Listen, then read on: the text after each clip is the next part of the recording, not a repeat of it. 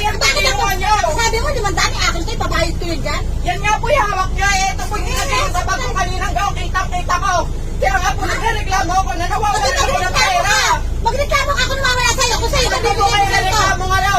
yung video, oh. Sige. Kita lang po kayo kasi ang video. Oh. Eh, akin yan eh. Sa'yo ba yan? Oh. Ibibigay ko sa'yo. Kita ko pa. Oh, sige. Halika. Kuya, itanong mo kung may nawala sa kanya. Oh, sige. Kaya nga po nawala akong pera. Ninakaw ka, babalik ko!